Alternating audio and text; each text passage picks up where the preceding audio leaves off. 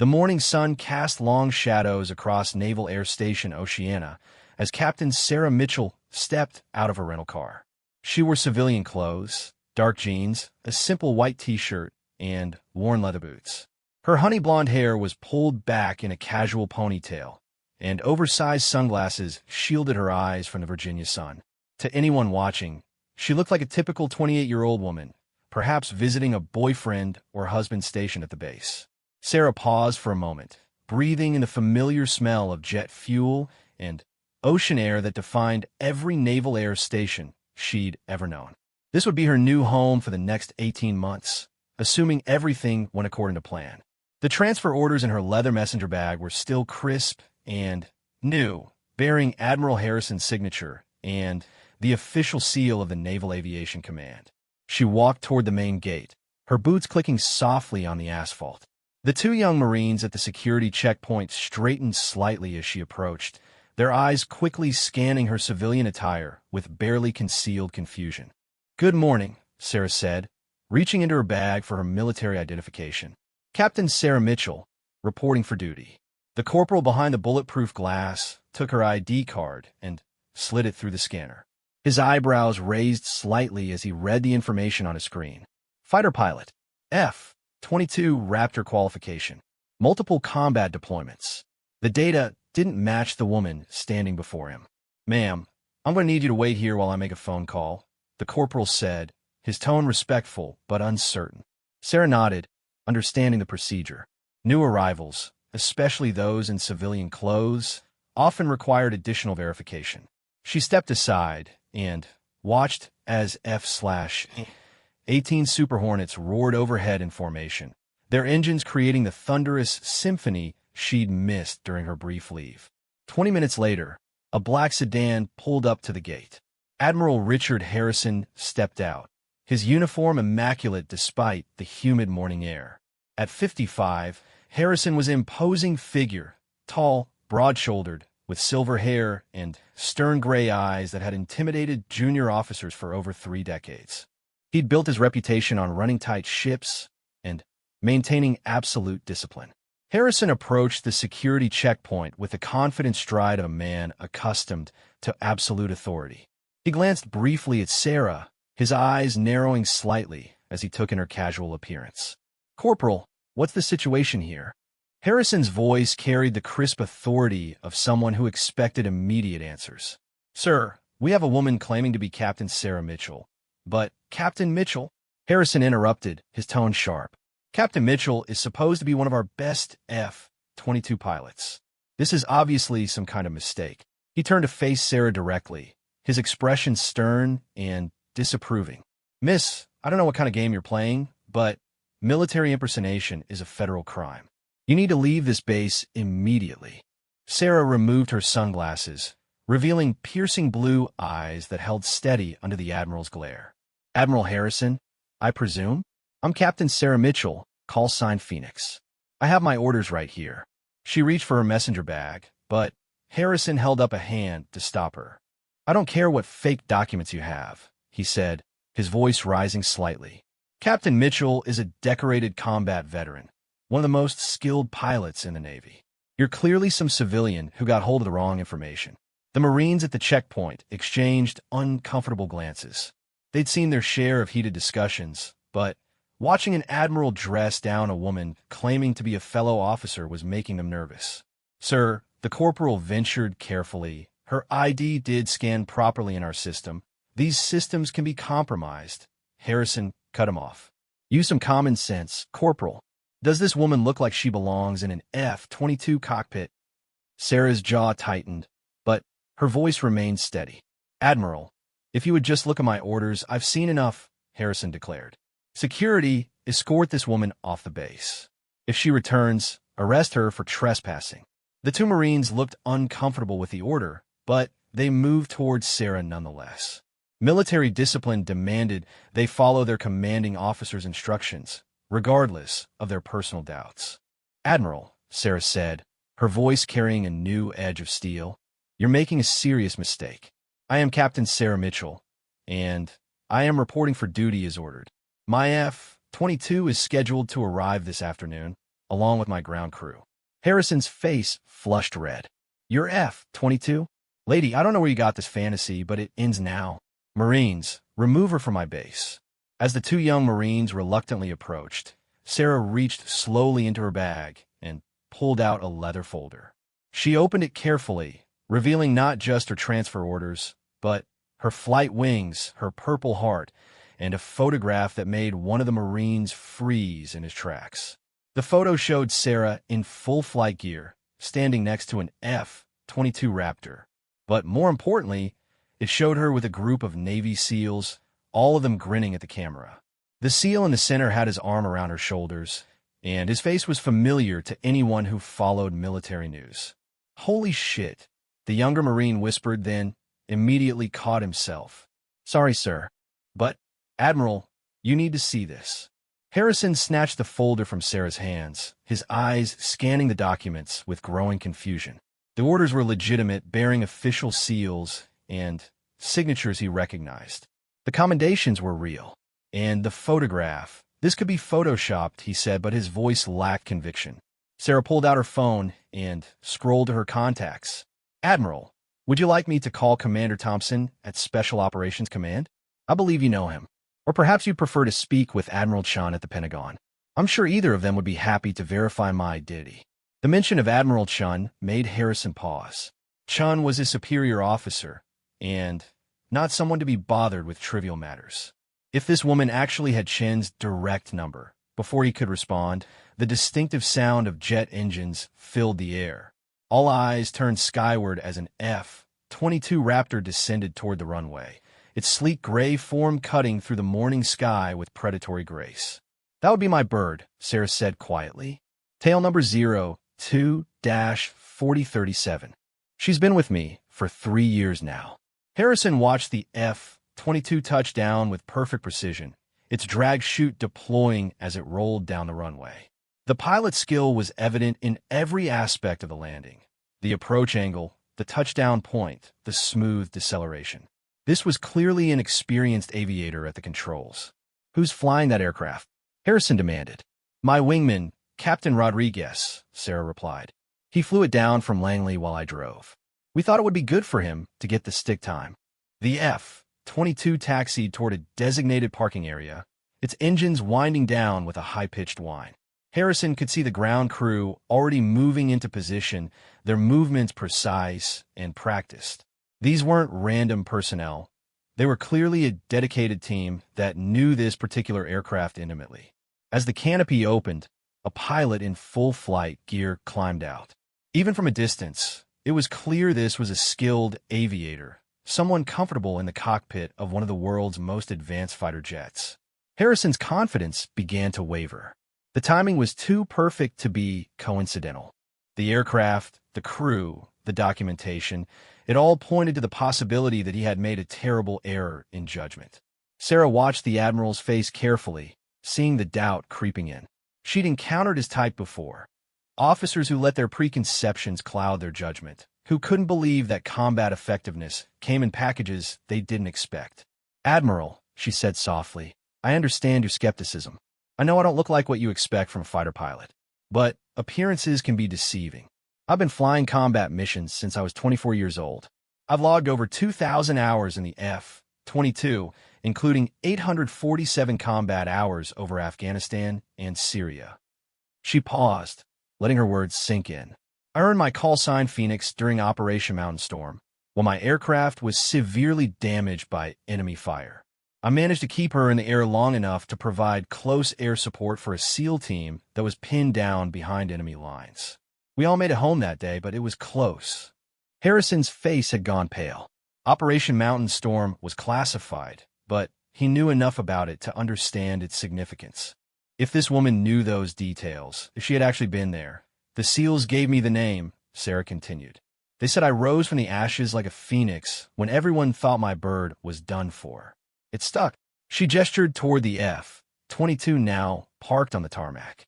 That aircraft has been my partner through 43 combat missions. We've taken fire together, we've saved lives together, and we've come home together every single time.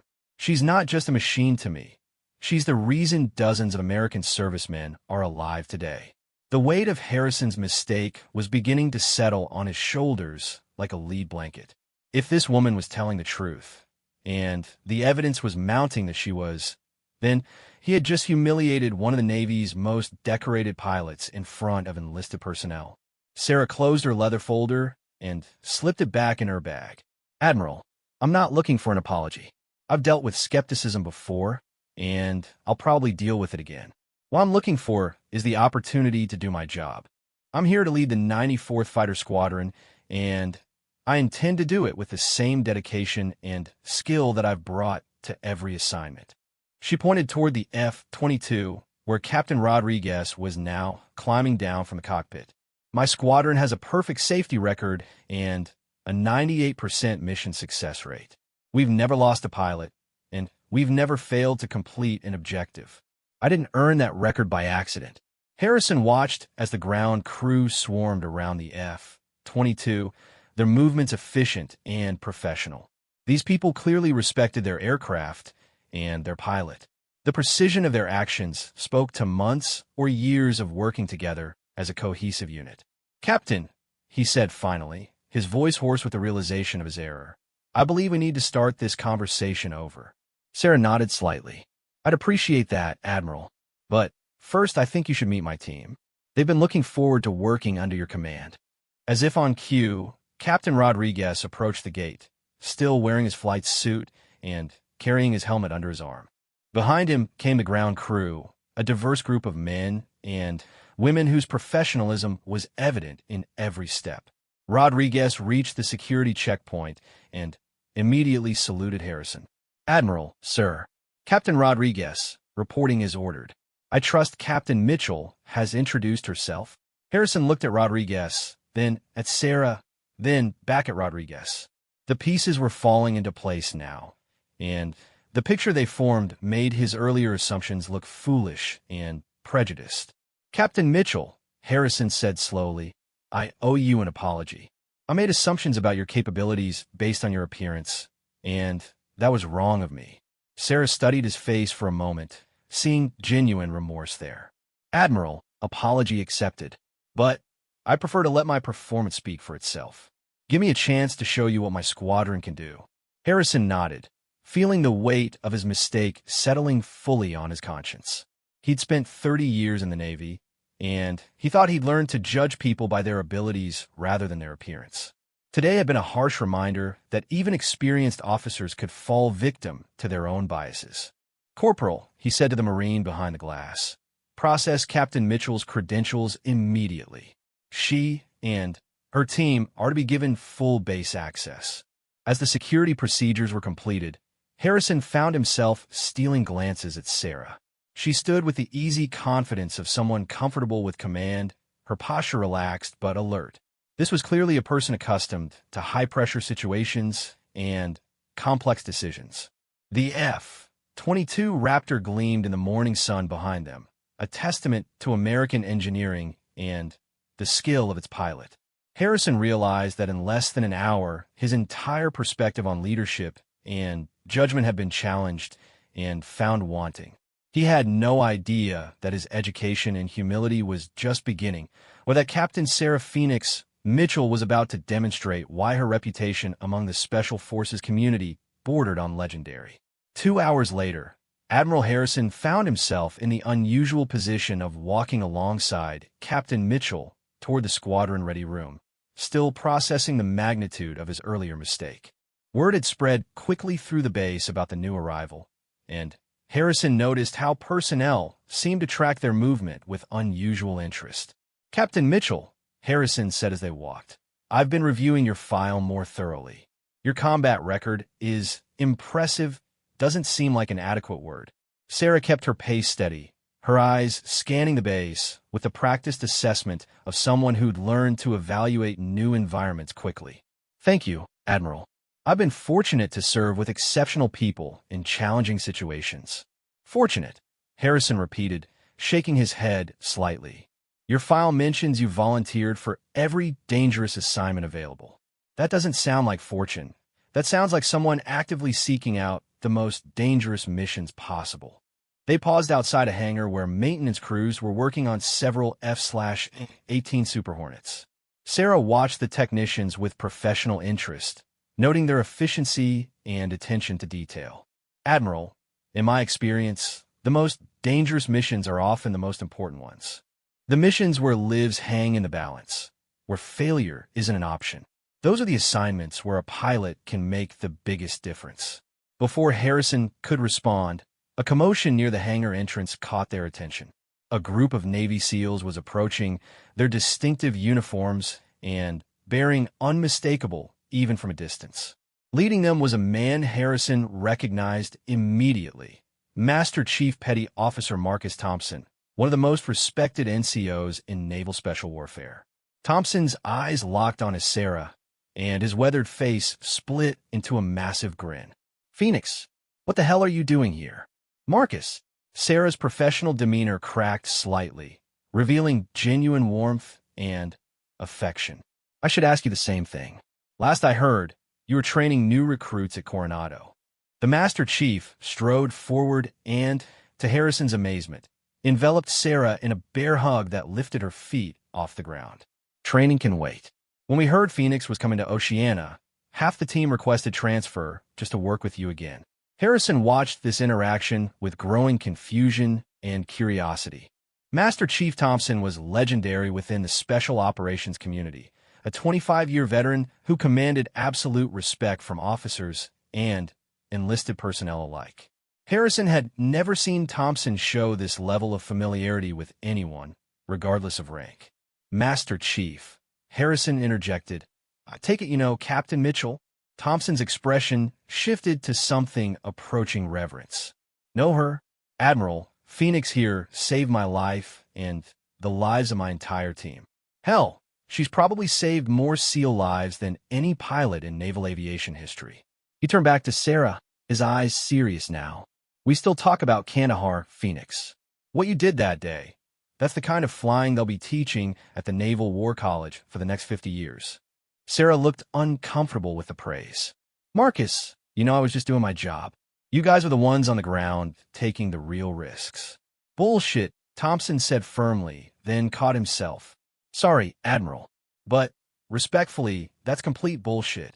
Phoenix, tell the Admiral what happened at Kandahar." Harrison found himself genuinely curious now. Sarah's file had mentioned a classified mission involving close air support, but the details were above his clearance level. Sarah shifted uncomfortably, clearly preferring not to discuss her combat exploits.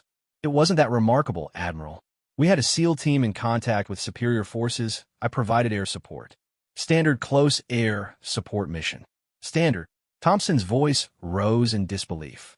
"Phoenix, you flew into a goddamn blizzard at 50 feet above the deck, with multiple SAM sites active, to provide danger-close support for 8 hours straight." 8 hours. Most pilots would have turned back after the first SAM lock. Harrison's eyebrows rose. Surface-to-air missile sites made any air support mission exponentially more dangerous, and flying in bad weather compounded the risks dramatically. Thompson continued, his voice taking on the tone of someone recounting a legend. "The weather was so bad that satellite communications were down, GPS was intermittent, and we couldn't get traditional air support. Phoenix came in flying by dead reckoning and visual navigation, staying below the cloud deck in mountain terrain." He gestured emphatically as he spoke. "She made 47 attack runs over 8 hours, eliminating 12 enemy positions, 2 mortar teams, and a command post. All danger close, all with friendlies within 50 meters of the target zones." Sarah interrupted. "Marcus, you're making it sound more dramatic than it was." "The hell I am." Thompson shot back. "Admiral, I've been in special operations for 25 years. I've worked with hundreds of pilots, and I've never seen anything like what Phoenix did that day. She turned a catastrophic situation into a textbook extraction." Harrison found himself studying Sarah with new eyes. The woman standing before him looked young enough to be his daughter, yet she was apparently responsible for one of the most legendary special operations rescues in recent memory. "Master Chief, what made this mission so significant?" Harrison asked. Thompson's expression grew serious. "Sir, we were 8 men deep in Taliban-controlled territory, cut off from extraction due to weather. Intelligence had indicated light resistance, but we walked into a company-sized element. Over 100 enemy fighters with prepared positions and heavy weapons. He paused, his eyes distant with memory. By the time we called for help, we were pinned down in a dry riverbed with no cover and limited ammunition. Weather was closing in fast. Horizontal snow, zero visibility, winds gusting to 60 knots. Every pilot in theater had already declined the mission as too dangerous. Sarah shifted uncomfortably as Thompson continued his account. Phoenix volunteered immediately. Didn't hesitate, didn't ask for better conditions, didn't wait for backup. She launched into conditions that grounded every other aircraft in the region. Harrison tried to imagine flying an F-22 in those conditions. The Raptor was an exceptional aircraft, but it was still subject to the laws of physics. Flying at low altitude in severe weather, while avoiding enemy fire, required skill that bordered on the supernatural. The Taliban had us surrounded, Thompson continued. They knew we couldn't get air support in that weather, so they were taking their time, moving in systematically. Phoenix changed the equation completely. He turned to Sarah, his voice softening slightly. You remember what you told me on the radio that day? Sarah smiled slightly, the first genuine smile Harrison had seen from her. I told you that nobody gets left behind on my watch. That was the deal we made when I started flying close air support. I get you home, no matter what. And you did, Thompson said firmly. Every single time. Harrison was beginning to understand why Sarah's reputation preceded her in the special operations community. The bond between ground forces and their air support was sacred in combat, built on absolute trust and mutual dependence. Master Chief, Harrison said, how many missions did Captain Mitchell fly in support of special operations? Thompson thought for a moment. Officially? Probably 40 or 50. Unofficially? Phoenix was our go-to pilot for anything really hairy. If the mission was too dangerous for regular air support, if the weather was too bad, if the enemy defenses were too heavy, that's when they called Phoenix. Another SEAL approached from the hangar, this one younger, but carrying himself with the same professional confidence. Thompson gestured him over. Admiral, this is Petty Officer First Class Davis. He was with us at Kandahar. Davis saluted Harrison properly, then turned to Sarah with obvious respect. Ma'am, good to see you again. The guys are still talking about that mission where you took out the mortar team from 12 miles out. 12 miles. Harrison looked skeptical. That's well beyond visual range for close air support. Yes, sir, Davis confirmed. We had enemy mortars dropping rounds right on top of us, but we couldn't see their position due to terrain.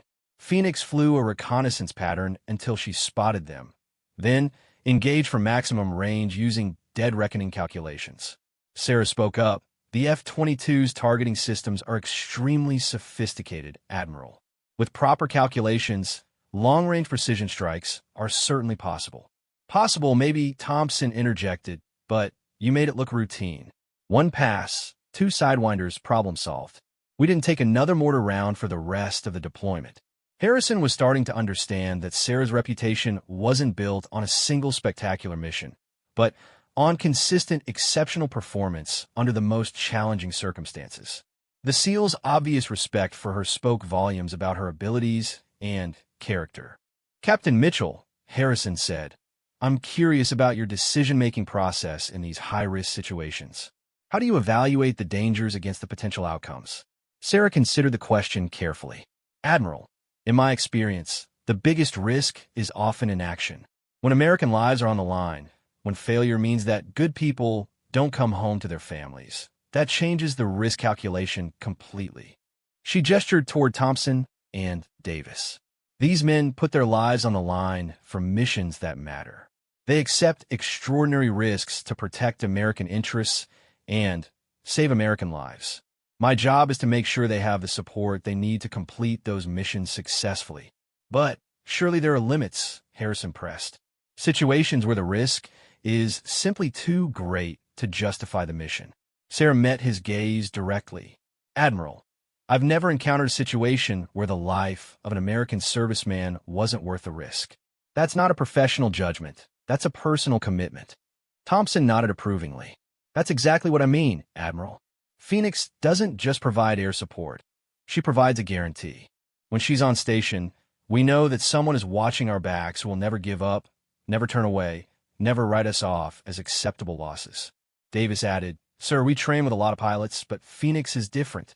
She doesn't just learn the technical aspects of close air support. She understands the ground game. She knows how we think, how we move, what we need. Captain Mitchell spent time with SEAL teams during advanced training, Thompson explained. She went through parts of our selection process, learned our tactics, understood our capabilities and limitations. Most pilots see us as coordinates on a map. Phoenix sees us as teammates. Harrison was impressed despite himself. Few pilots took the time to understand ground operations at that level of detail.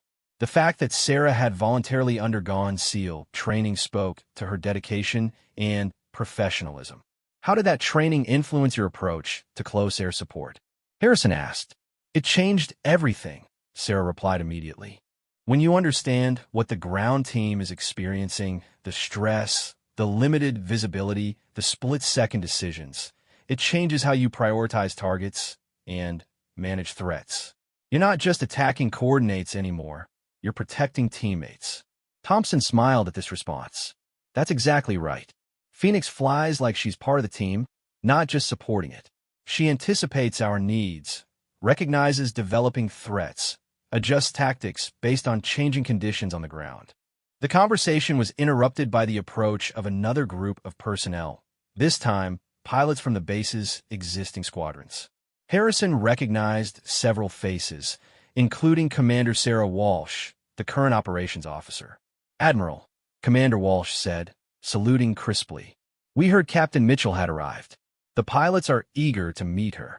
Harrison noticed that word of Sarah's arrival had spread throughout the base with remarkable speed.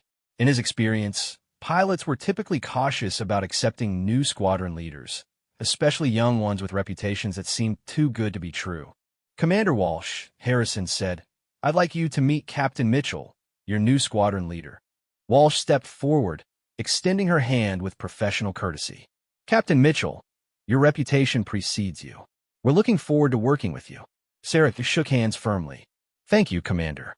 I'm looking forward to learning about your operations here. I understand Oceania has some of the best pilots and ground crews in naval aviation. We do our best, Walsh replied modestly.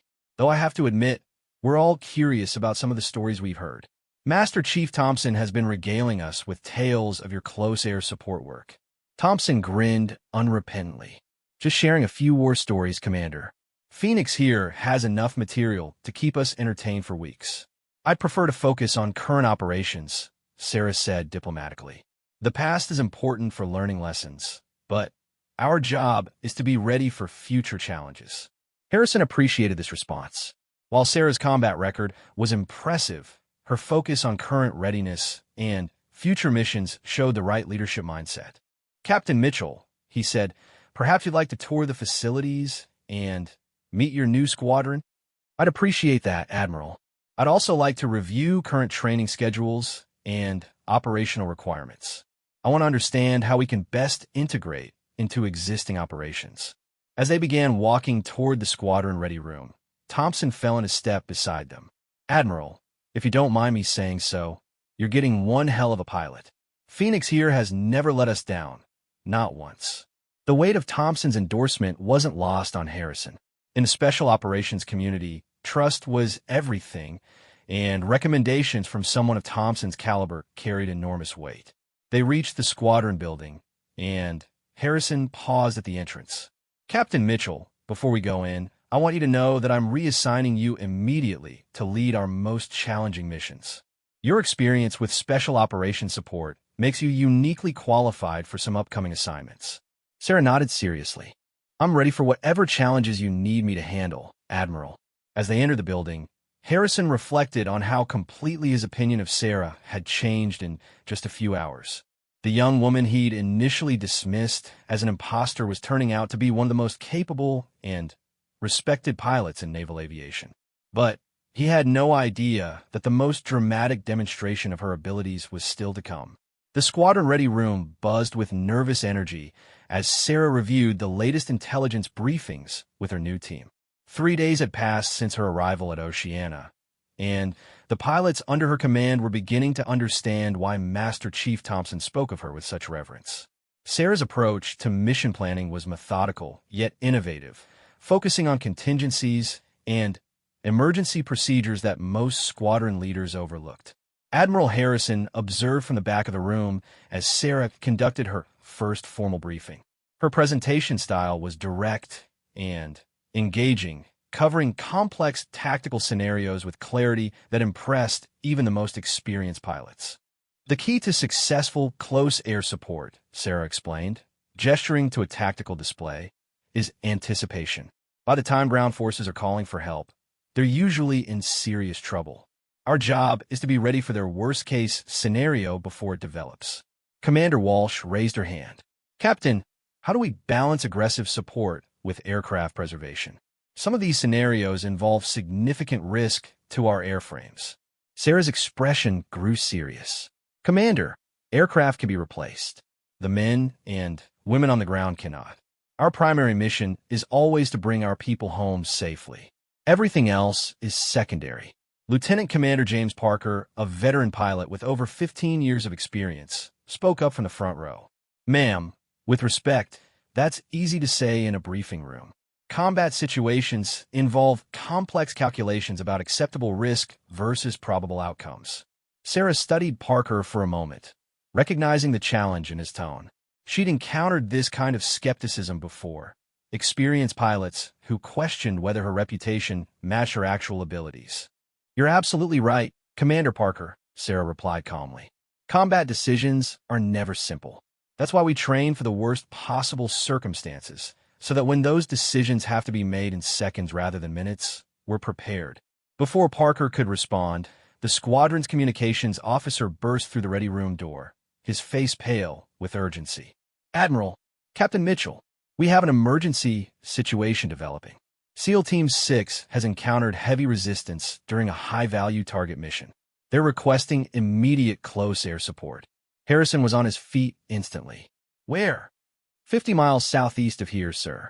Training exercise went hot when they discovered actual enemy combatants at the target site.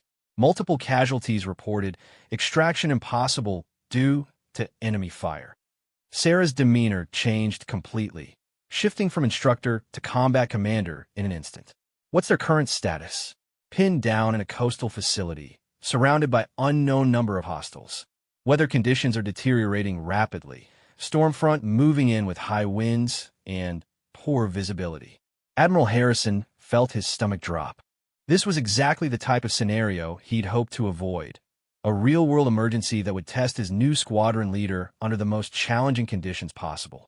Captain Mitchell, Harrison said, I can scramble our alert aircraft. Admiral, with respect, my bird is already armed and fueled, Sarah interrupted. I can be airborne in 8 minutes. Parker stood up, his expression skeptical. Captain, this isn't a training exercise. Real lives are at stake, and the weather conditions are marginal at best. Maybe we should wait for the storm to pass. Sarah's blue eyes flashed with something that made several pilots step backward. Commander Parker, there are American operators on the ground taking fire. Waiting for better weather isn't an option. She turned to her ground crew chief, Sergeant Martinez, who had been quietly monitoring the conversation. Sergeant, how's my bird? Fully mission-capable, Captain. Armed with full air-to-ground loadout, topped off with fuel. She's ready to hunt. Outstanding. Sarah grabbed her flight gear from the ready room locker. Admiral, I need permission to launch immediately. Harrison hesitated for a moment. The smart play was to wait for better conditions, to send multiple aircraft, to develop a comprehensive plan. But the urgency in the communications officer's voice suggested that time was a luxury they didn't have. Permission granted, Harrison said. But, Captain, I want constant communication. If conditions become too dangerous, I'll use my judgment. Admiral, Sarah cut him off, already pulling on her flight suit. That's what you're paying me for. The ready room erupted in activity as pilots and ground crew mobilized.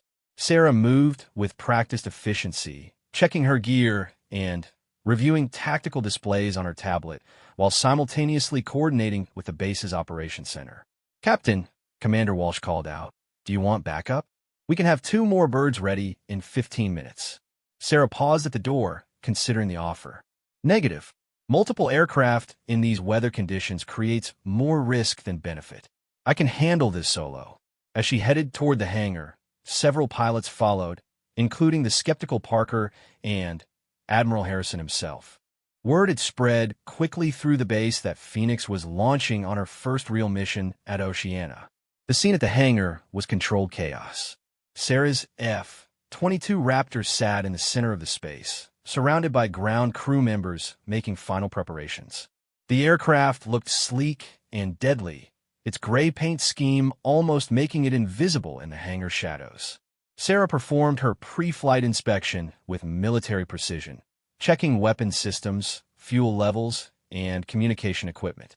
Her movements were swift but thorough. This was clearly a routine she'd performed hundreds of times under pressure.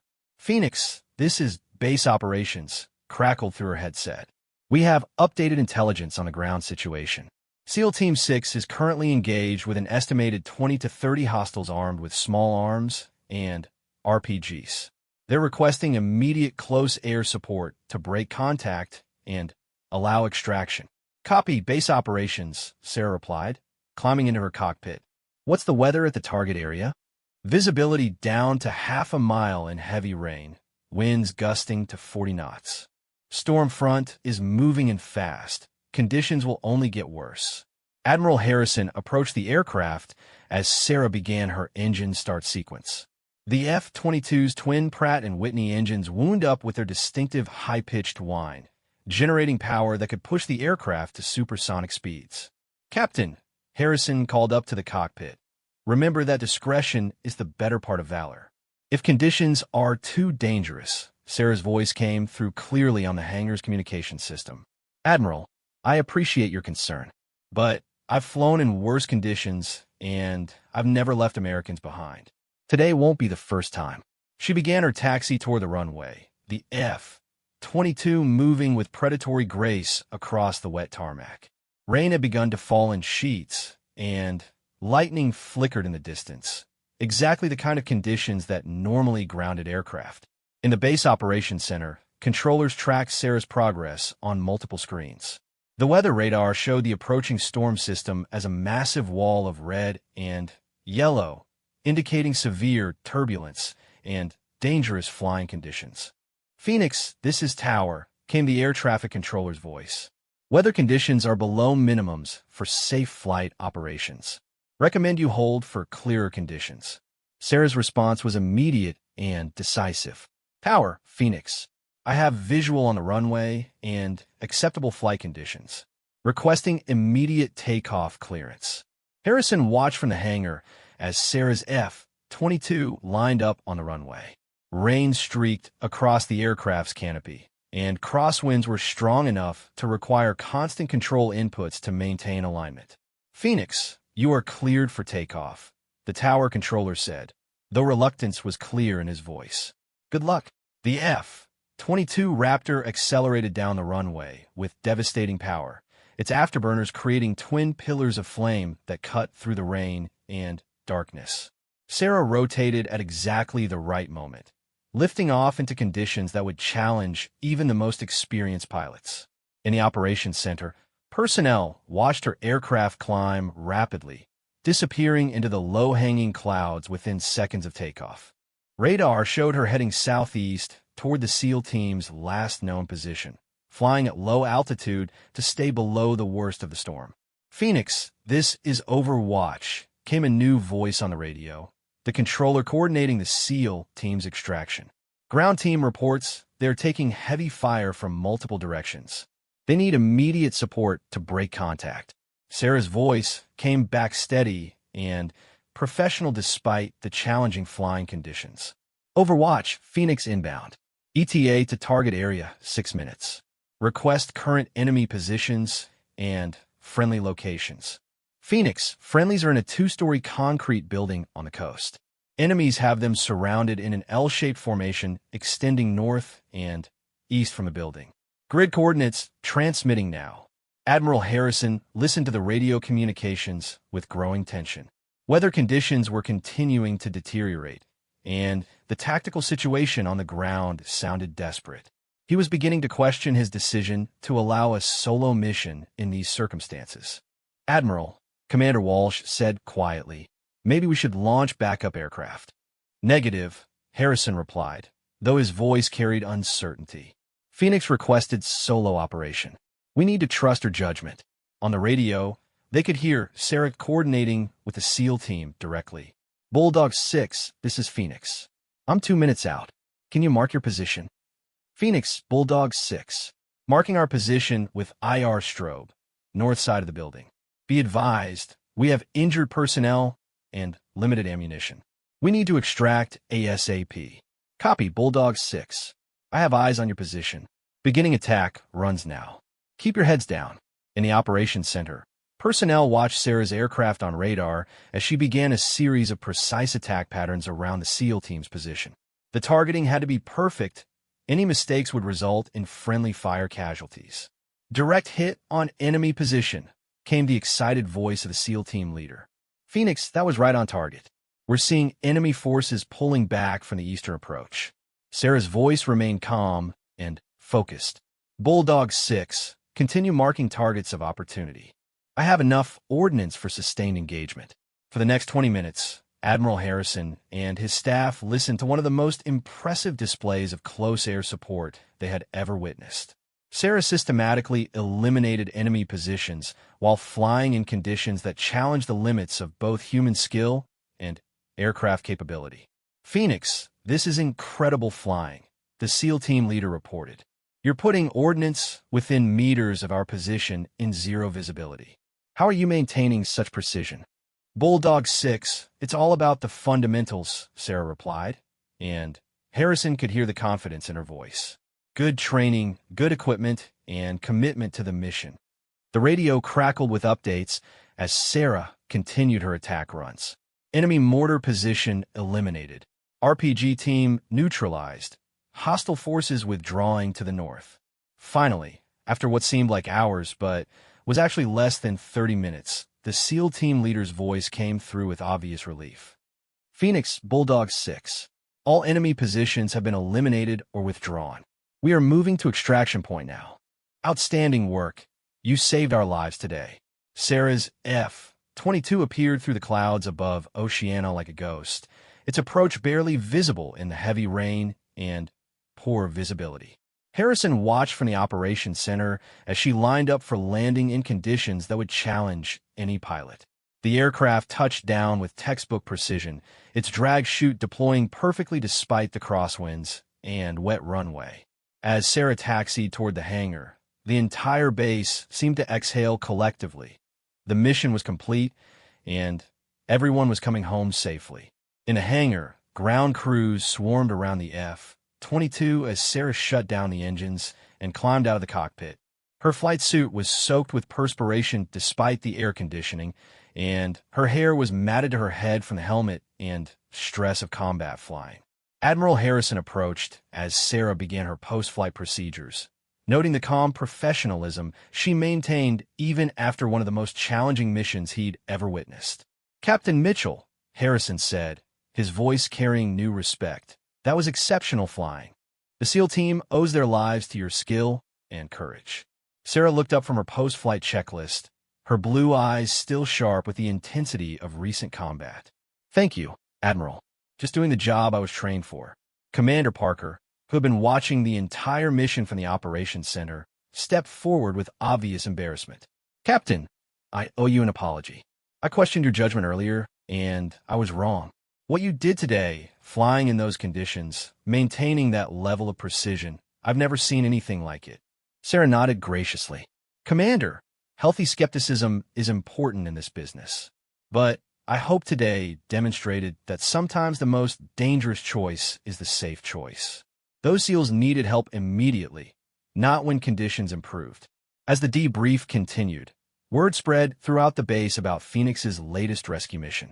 The legend that had followed her from her previous assignments was now firmly established at Oceana, but This time, Admiral Harrison had witnessed it firsthand. Standing in the hangar, watching his newest squadron leader calmly discussing tactics and procedures after one of the most impressive flying displays of his career, Harrison realized that his initial judgment had been catastrophically wrong. Captain Sarah Phoenix Mitchell wasn't just a skilled pilot. She was exactly the kind of leader his base needed.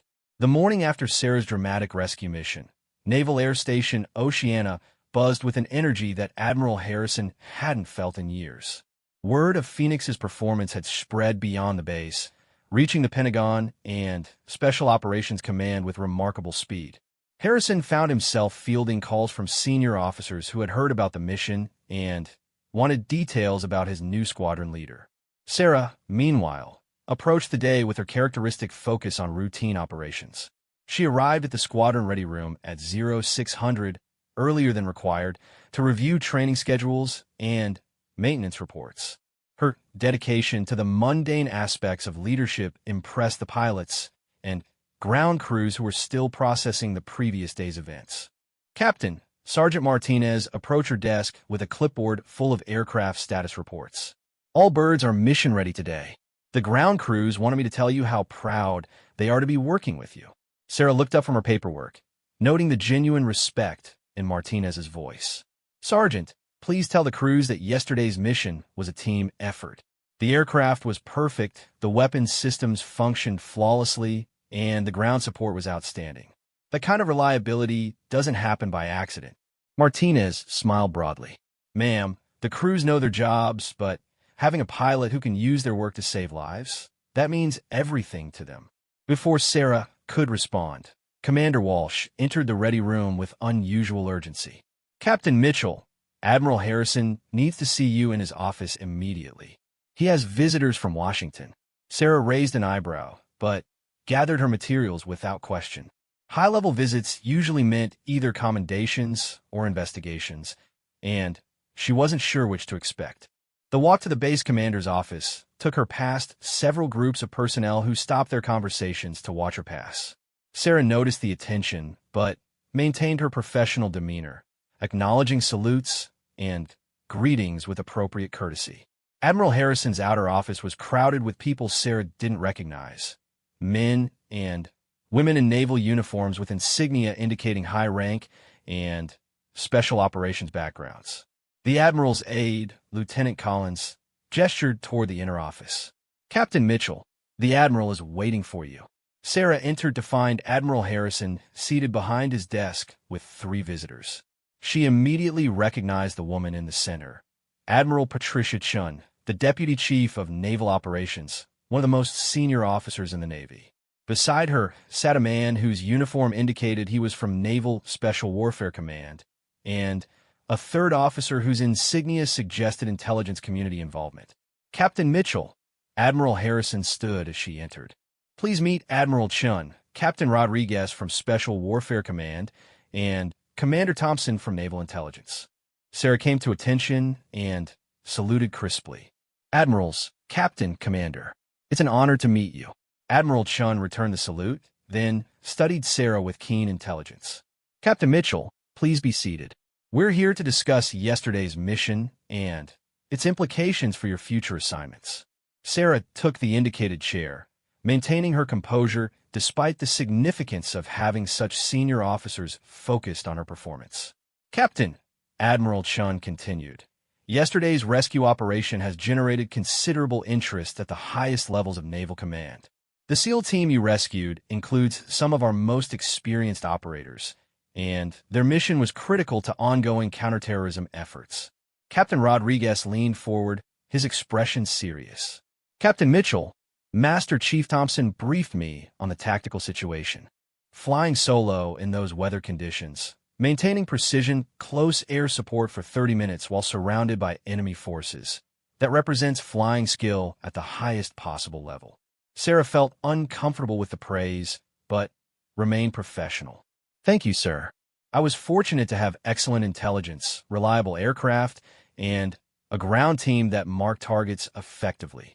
Commander Thompson from Naval Intelligence spoke for the first time. Captain, we've been reviewing your complete service record, including classified missions that most personnel don't have access to. Your performance yesterday fits a pattern of exceptional capability under extreme circumstances. Admiral Chen opened a thick folder on Harrison's desk. Captain Mitchell, I'm here to offer you a new assignment that would represent a significant advancement in your career. We're establishing a new Special Operations Aviation Unit, and we want you to lead it. The room fell silent as the implications of this offer sank in. Harrison looked surprised. He'd expected a commendation, not a transfer order for his newest squadron leader.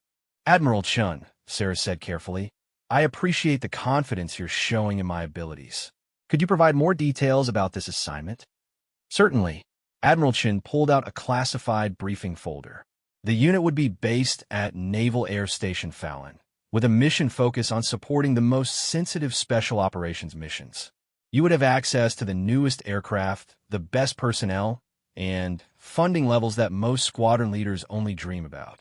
Captain Rodriguez added, Captain Mitchell, this unit would give you the opportunity to work with the most elite operators in all branches of the military.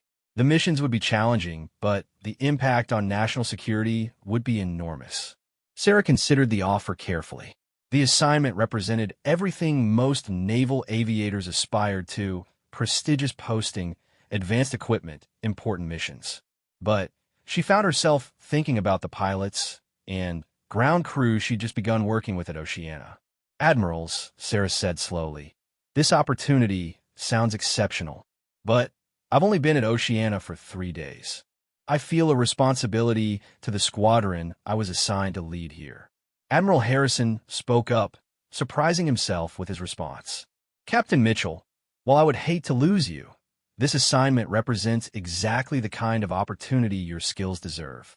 You shouldn't let concerns about this base hold you back. Sarah looked at Harrison with new respect, recognizing that he was putting her career ahead of his own operational needs. Admiral Chun smiled slightly. Captain, your loyalty to your current assignment is exactly why we want you for this position. Leaders who care about their people and their responsibilities are rare commodities in today's military. Before Sarah could respond, Lieutenant Collins knocked on the door and entered with obvious urgency. Admiral Harrison, I'm sorry to interrupt, but we have a priority message from the Pentagon. It's marked for Captain Mitchell's immediate attention. Admiral Chun looked intrigued. Captain Mitchell, this is highly unusual. Priority Pentagon messages for junior officers typically indicate something significant. Sarah accepted the message traffic and read it quickly, her eyebrows rising as she processed the contents. The document was from the Secretary of the Navy's office, requesting her immediate presence in Washington for a classified briefing. Admiral Chun, Sarah said, handing her the message, I think this might be related to your visit. Admiral Chun read the message, her expression shifting to surprise. Captain Mitchell, this message indicates that the Secretary of the Navy wants to personally brief you on a classified matter. This level of attention is extraordinary for an officer of your rank. The implications hung in the air as everyone processed this development. For a junior captain to receive personal attention from the Secretary of the Navy suggested involvement in matters of the highest national security importance. Captain Mitchell, Commander Thompson said, given this development, I think we should discuss your background more thoroughly. Your combat record indicates involvement in several classified operations that we haven't fully explored. Sarah shifted uncomfortably. Commander, much of my operational history remains classified. I'm not sure how much detail I can provide in this setting. Admiral Chun made a decision. Captain Mitchell, I'm temporarily upgrading everyone's clearance for this discussion. We need to understand the full scope of your experience. Over the next hour, Sarah found herself recounting missions she had never discussed publicly. Operations in Syria, where she had provided close air support for CIA teams. Night raids in Afghanistan, where she had flown below radar coverage to insert and extract special forces units. Maritime interdiction missions where her precision flying had prevented international incidents. Each story revealed another layer of her experience and capability. Admiral Chun and her colleagues listened with growing amazement as they realized they were dealing with a pilot whose resume read like a collection of classified case studies. Captain Rodriguez said finally, in 20 years of special operations, I've never encountered a pilot with your breadth of experience. You've essentially been our secret weapon without us realizing it." Sarah looked embarrassed by the attention. "Sir, I've been fortunate to work with outstanding teams on important missions. The success was always collaborative." Admiral Chun closed her folder with finality. "Captain Mitchell, given what we've learned today and this Pentagon summons, I'm withdrawing my offer for the Fallon assignment." Sarah looked confused. "Admiral, if I've said something wrong, on the contrary," Admiral Chun interrupted with a smile. "I think you're being considered for something much more significant than squadron command. The Secretary of the Navy doesn't personally brief captains unless they're being considered for assignments that affect national policy." Admiral Harrison found himself experiencing mixed emotions. Pride in his new squadron leader's recognition, but also concern about losing her so quickly after discovering her capabilities. "Captain Mitchell," Harrison said, "whatever opportunities you're offered in Washington, I want you to know that your brief time at Oceana has already made a lasting impact. The pilots and ground crews speak of you with genuine respect and admiration." Sarah stood and faced the assembled officers. "Admiral Harrison, Admirals Chun, and Rodriguez, Commander Thompson, I appreciate everything you've shared with me today. Whatever happens in Washington, I'll never forget that good leadership starts with taking care of the people under your command." As the meeting broke up, Admiral Chun approached Sarah privately. "Captain, before you leave for Washington, I want you to understand something. Your reputation in the special operations community extends far beyond what we've discussed today. There are operators alive today because of your skill and courage, and their testimony has reached the highest levels of government." She paused, studying Sarah's face. "Whatever assignment you're offered in Washington will likely involve responsibilities that most officers never face. The question isn't whether you're qualified. Your record proves that conclusively. The question is whether you're prepared for the level of visibility and scrutiny that comes with serving at the national level." Sarah considered this seriously. "Admiral Chun, I've always focused on the mission and the people I serve with. If those principles apply at the national level, then I'm ready for whatever challenges I'm asked to handle." As Sarah prepared to leave for Washington, word continued to spread throughout the base about her summons to the Pentagon. Master Chief Thompson and his SEAL team requested permission to escort her to the aircraft that would take her to the capital, an honor typically reserved for the most senior officers. Standing on the tarmac beside the transport aircraft, Sarah looked back at the base that had been her home for less than a week. The F-22 Raptors sitting in their hangars represented American air power at its finest, but she realized that the real strength of places like Oceana lay in the people who maintained and flew those aircraft. Admiral Harrison approached for a final conversation. "Captain Mitchell, when you return from Washington, and I hope you do return, you'll find that Oceana will always consider you part of our family." Sarah saluted formally, then surprised Harrison by offering her hand. "Admiral, thank you for giving me the chance to prove myself. I know our first meeting didn't go smoothly, but I hope my performance demonstrated that capabilities don't always match appearances." Harrison shook her hand firmly. "Captain, you've taught this old admiral some valuable lessons about judgment and leadership. Those lessons will make me a better officer." As Sarah's aircraft lifted off toward Washington, Admiral Harrison stood on the tarmac, reflecting on the remarkable transformation of his opinions over just 4 days. The young woman he had initially dismissed as an imposter was now heading to the Pentagon for consultations that could shape American military policy. He had no idea that Sarah's meeting with the Secretary of the Navy would result in her assignment to the most classified aviation program in American military history, or that her brief time at Oceana would become a case study in leadership and judgment taught at the Naval War College for decades to come. 6 months after Sarah's departure for Washington, Admiral Harrison stood in the same hangar where he had first dismissed her as an imposter, watching a group of Navy SEALs conduct a ceremony he never could have imagined. Master Chief Thompson and his team had requested permission to dedicate a memorial plaque to Captain Sarah Phoenix Mitchell, honoring her contributions to special operations aviation.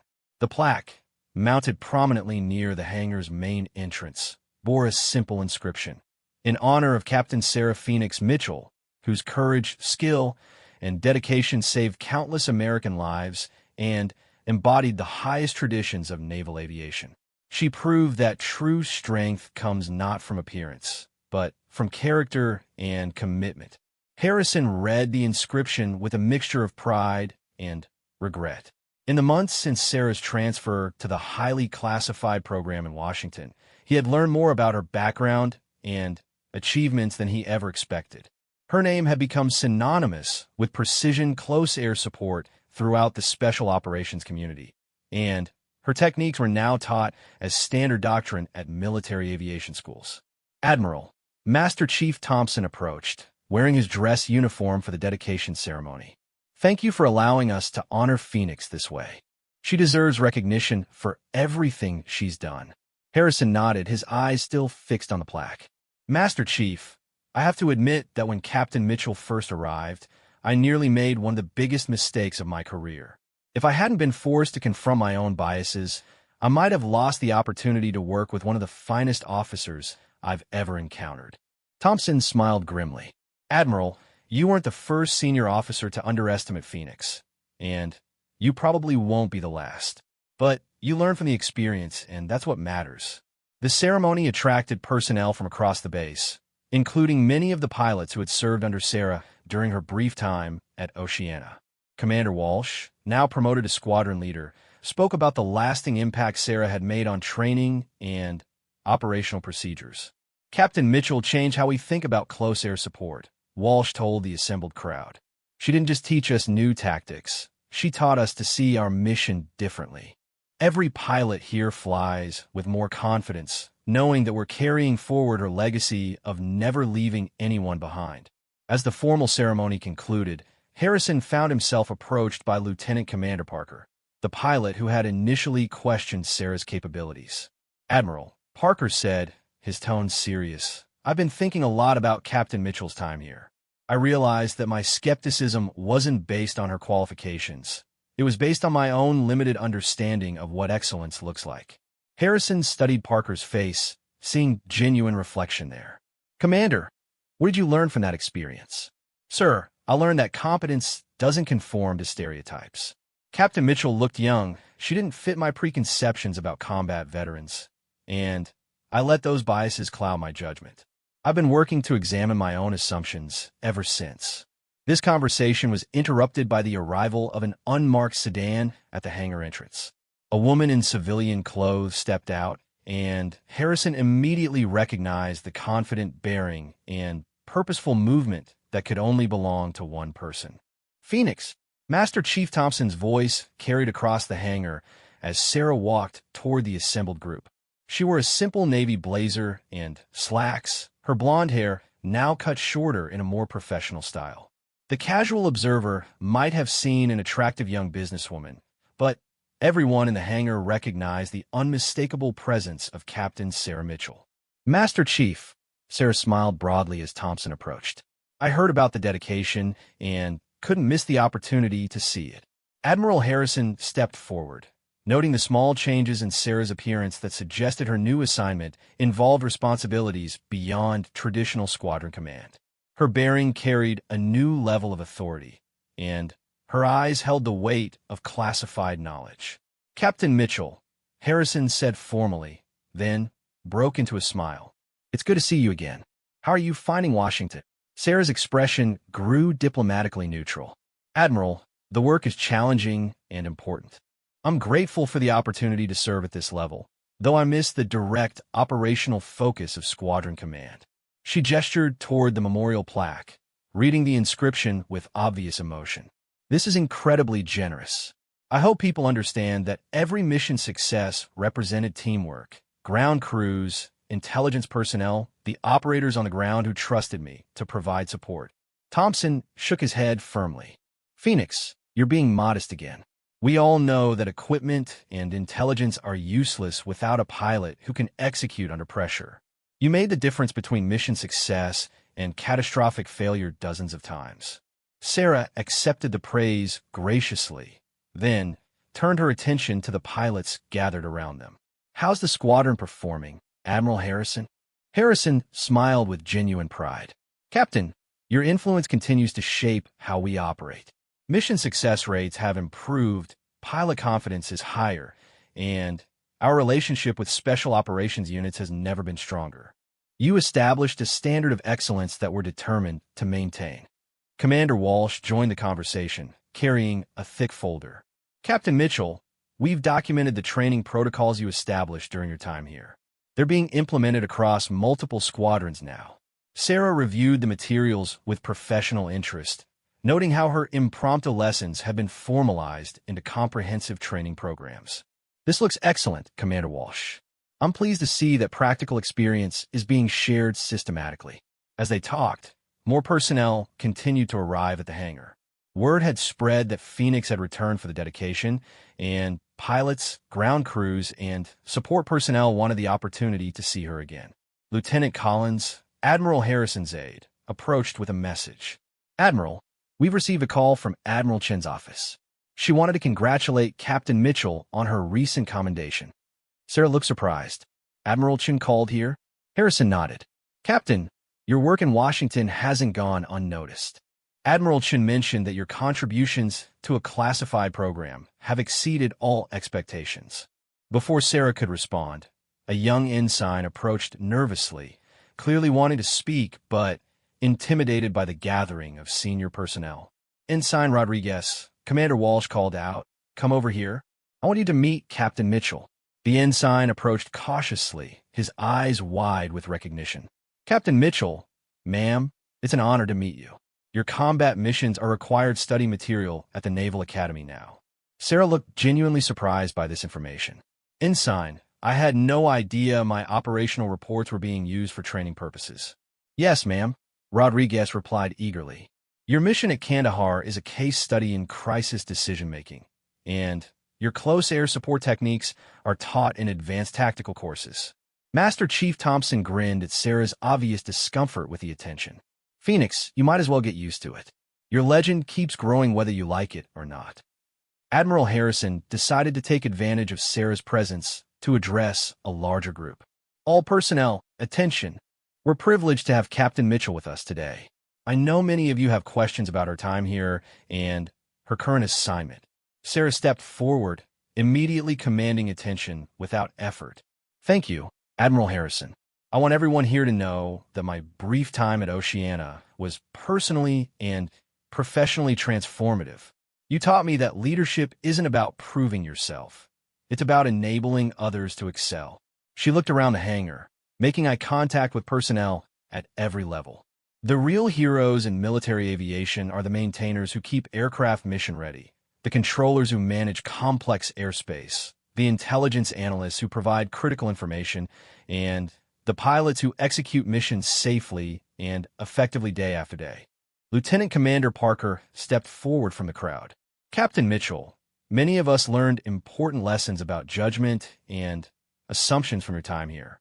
How do you recommend we continue developing those insights? Sarah considered the question carefully. Commander Parker, I think the most important thing is to evaluate people based on their performance rather than their appearance or background. Competence comes in many different forms, and our job as leaders is to recognize and develop it wherever we find it. She paused, reflecting on her own experiences. I've been underestimated many times in my career, and while that's frustrating, it's also taught me not to make the same mistake with others. Some of the most capable people I've worked with didn't fit traditional military stereotypes. Sergeant Martinez, her former ground crew chief, approached with his characteristic directness. Captain, the crews want you to know that working with you set a new standard for pilot-maintainer relationships. You treated us like essential team members, not just support personnel. Sarah smiled warmly. Sergeant, that's because you are essential team members. Aircraft are incredibly complex machines, and pilot skill is meaningless without the expertise and dedication of ground crews. I learned that lesson early in my career, and it served me well. As the informal gathering continued, Admiral Harrison observed how effortlessly Sarah connected with personnel at every level. Her leadership style was inclusive and empowering, focused on building others up rather than establishing her own authority. Master Chief Thompson eventually called for the group's attention. Before Phoenix has to leave, the SEAL teams wanted to present something to the squadron. He gestured toward several SEALs who brought forward a wooden case containing a custom-made flag. The banner depicted an F-22 Raptor rising from flames, with the inscription Phoenix Squadron, never leave anyone behind. This flag represents the bond between special operations and naval aviation, Thompson explained. We want it displayed here at Oceana as a reminder of the commitment Phoenix demonstrated, that American operators will always have air support they can count on. Sarah accepted the flag with obvious emotion. Master Chief, this is beautiful and meaningful. I'm honored that the teams would create something like this. Admiral Harrison stepped forward to accept the flag on behalf of the base. Master Chief Thompson, this flag will be displayed prominently in our operations center, where every pilot will see it before every mission. It will remind all of us that our job is to bring our people home safely. As the ceremony began to wind down, Sarah took the opportunity to speak privately with Admiral Harrison. They walked toward her old hangar bay, where F-22 Raptors sat ready for their next missions. Admiral, Sarah said quietly, I want you to know that our first meeting taught me something important about leadership. Your willingness to admit your mistake and change your approach showed more character than many officers demonstrate in their entire careers. Harrison looked embarrassed by the praise. Captain Mitchell, I should have recognized your qualifications immediately. My failure to do so nearly cost this base its most valuable asset. Admiral, I disagree, Sarah replied firmly. Your initial skepticism was understandable, and your willingness to learn from the experience makes you a better leader. I've seen officers double down on their mistakes rather than acknowledge them. They paused beside an F-22, its sleek form gleaming under the hangar lights. Sarah ran her hand along the aircraft's wing, her expression nostalgic. I miss this, she admitted. The direct operational focus, the immediate connection between skill and results. Washington involves important work, but it's different from squadron command.